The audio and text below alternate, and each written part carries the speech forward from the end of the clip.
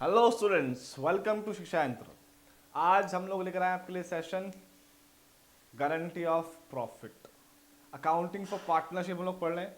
Partnership fundamentals में हमने अभी तक देख लिया है पार्टनरशिप क्या होती है, types of partners, types of partnership and उसके बेसिक्स, जैसे कि calculation of interest on capital, calculation of salary, commission, preparation of profit and loss appropriation account, preparation of partners capital accounts and past adjustment। आज इस chapter का जो हमारा chapter चल रहा है फंडामेंटल्स ऑफ पार्टनरशिप, ये पार्टनरशिप फंडामेंटल, इसका लास्ट टॉपिक होने वाला है गारंटी ऑफ प्रॉफिट। इसमें हम समझेंगे कि गारंटी ऑफ प्रॉफिट पार्टनरशिप में क्या होती है। गारंटी ऑफ प्रॉफिट दो तरह की हो सकती है बेटे।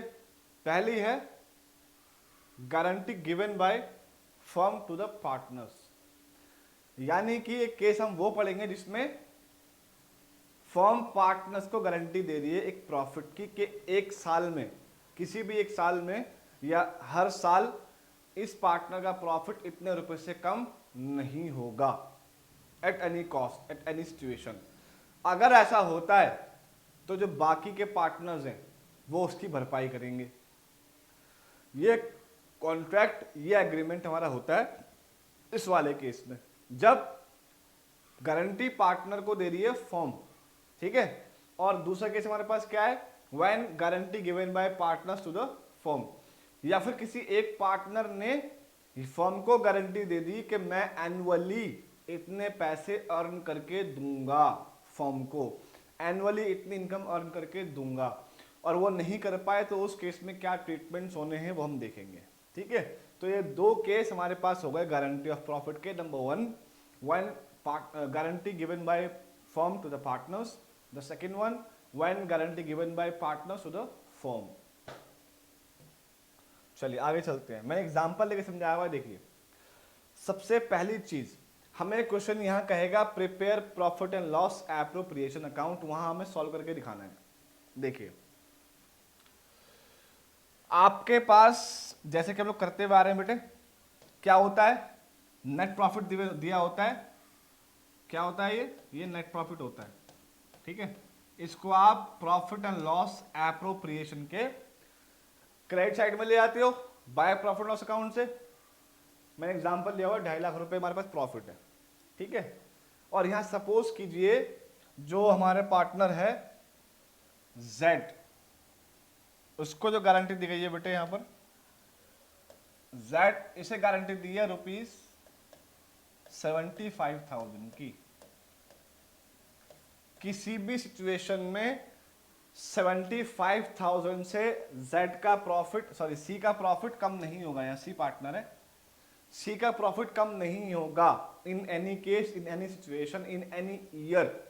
अगर ऐसा होगा तो बाकी partner that means A and B उस डेफिशिएंसी को, उस कमी को पूरा करेंगे, भरपाई करेंगे उन पैसों की जो कमी होगी सी के शेयर ऑफ प्रॉफिट में। तो 75,000 पर एनम साल का होना चाहिए।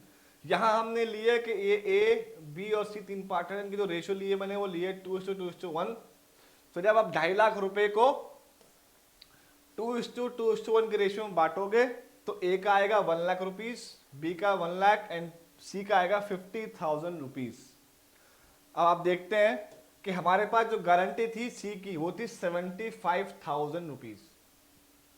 गारंटी दी गई थी सी को कितनी, साल की 75, और उसको एक्चुअल में मिला कितना, सी को 50,000 रुपए मिल रहे हैं। दैट मीन्स डिफरेंस कितने का आ गया बेटा, 25,000 रुपए का। यहां देखिए 75,000 रुपीज की गारंटी थी, उसका शेयर ऑफ प्रॉफिट था 50,000 रुपए। तो जो 25,000 रुपए हमारे पास आया वो क्या आ गया बेटे, ये डेफिशिएंसी आ गई, ये वो कमी आ गई जो पूरी करेंगे कौन, ए और बी मिलकर एज पर एग्रीमेंट। और उसकी रेशियो क्या होगी बेटे, रेशियो क्वेश्चन में गिवन नहीं है तो हमें यही लेनी है इक्वल, 2:2 यानी कि 1:1, ठीक है। 2:2 की रेशियो मतलब 1:1 हो गया, इक्वल हो जाएगी। तो उस 25,000 रुपए को कौन देंगे बेटे? ए और बी। किस रेशियो में? 1:1 की रेशियो में, जो कि इनकी प्रॉफिट शेयरिंग रेशियो बसती है। तो 12,500 बेटे ए देगा और 12,500 कौन देगा बेटे? बी देगा।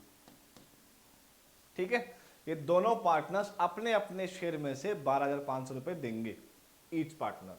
तो यहां हमने दिखाया हुआ 1,00,000 रुपए में से लेस कर देंगे डेफिशिएंसी ऑफ सी 12,000 रुपए, 12,500 तो बचेगा किसका? 87,500 रुपए। सिमिलरली बी में से लेस कर देंगे डेफिशिएंसी ऑफ सी 12,500 रुपए, तो यहाँ बचेगा 87,500। जो इनसे लेस किया है, ये दोनों ने दिए ए और बी ने, ये इसमें ऐड कर देंगे। Add recovered from A, recovered from B 12,500, यहाँ 12,500। ठीक है, टोटल हो जाएगा आपका 75,000। 50 + 25 75,000 रुपीज उसका प्रॉफिट हमने मीट आउट कर दिया साल का, जो हमने गारंटी दी थी। इसे बोलते हैं guarantee given by firm to partners.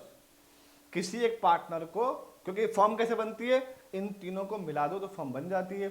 तो अब सी को गारंटी दी है तो बचे ए और बी, तो वो मिलके फर्म हो जाती है, उसको फर्म कहते हैं। तो वो अपने प्रॉफिट में से वो शेयर देंगे। ठीक है जी। तो ये हमारा पहला केस था जिसमें गारंटी फर्म देती है पार्टनर को। ये हो गया।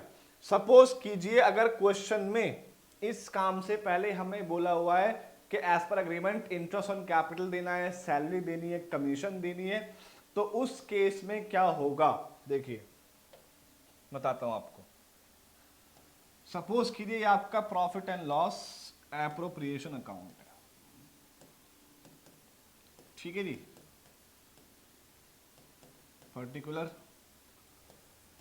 पर्टिकुलर ये डेबिट साइड है, ये क्रेडिट साइड है, ये क्या है? Profit and loss appropriation account. ठीक है, यहां आपको क्या आता है? By profit and loss account. ठीक है, अगर गारंटी से पहले क्वेश्चन ने कहा हुआ है एज पर एग्रीमेंट पार्टनर्स को interest on capital, salary, commission दिया जाना है, तो आप पहले वो लिख दोगे इंटरेस्ट ऑन कैपिटल। मान लीजिए एक्स और वाई दो पार्टनर है, इनको दे दिया, ये आ गया। सैलरी है, सैलरी आ जाएगी कि किसी भी पार्टनर की हो। कमीशन अगर कोई है तो वो कमीशन भी आ जाएगी। ठीक है, इसके बाद आपने गारंटी वाला काम करना है। ठीक है, मैं इसको इधर ले जाता हूं।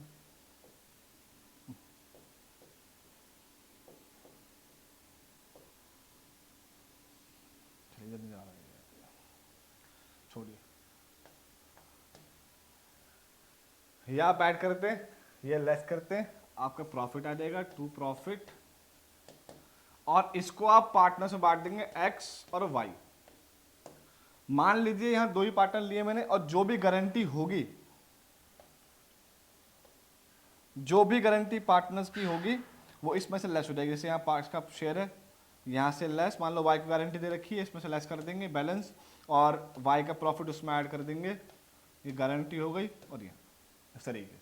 ठीक है, तो इन केस अगर आपको पहले ये दिए हुए हैं कि interest on capital, salary, commission है, तो आप पहले क्वेश्चन में उसको लिखेंगे, उसके बाद प्रॉफिट जो आएगा डिविजिबल प्रॉफिट, उसको बांटेंगे, उसके बाद गारंटी देखेंगे। ऐसा नहीं कि पहले कर दिया या फिर वो बाद में देख रहे हैं, ऐसा नहीं करना।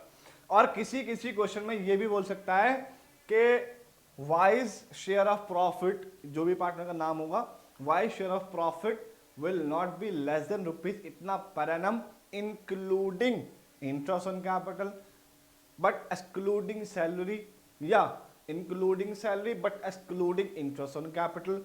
इस तरह से क्वेश्चन कह भी सकता है।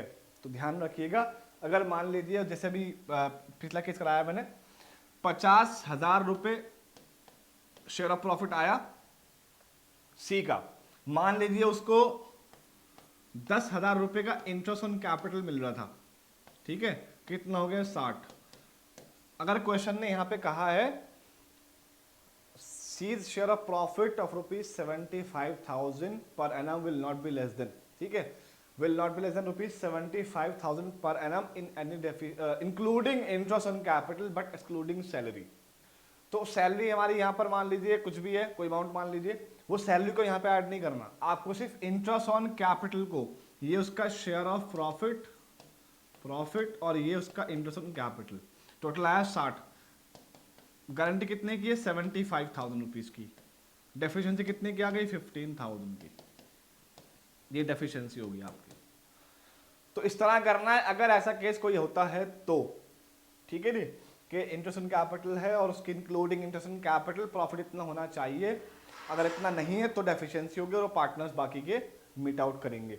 तो यहां पर मैंने एग्जांपल लिया छोटा सा, 50,000 रुपये उसका शेयर प्रॉफिट आ रहा है, 75 की गारंटी दी थी और 10,000 रुपीज इंटरेस्ट ऑन कैपिटल था। एज पर क्वेश्चन उसने कहा था कि इंक्लूडिंग इंटरेस्ट ऑन कैपिटल 75,000 होना चाहिए, अगर है तो कोई दिक्कत नहीं, अगर नहीं है तो डेफिशिएंसी को पार्टनर्स मीट आउट करेंगे। अब मान लीजिए इसका जो share of interest on capital है वो मान लीजिए 30,000 रुपये आ रहा है, तो ये कितना हो गया? 80,000 हो गया, तो दिक्कत ही नहीं है।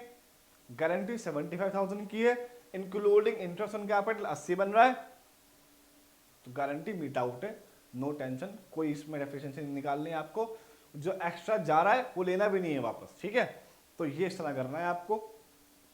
ये वाला हमारा केस था जब गारंटी दे रही है फर्म पार्टनर्स को। मिलते हैं अगले सेशन में दूसरे टॉपिक के साथ जिसमें हम लोग पढ़ेंगे when guarantee given by partners to the firm. तब तक के लिए थैंक यू।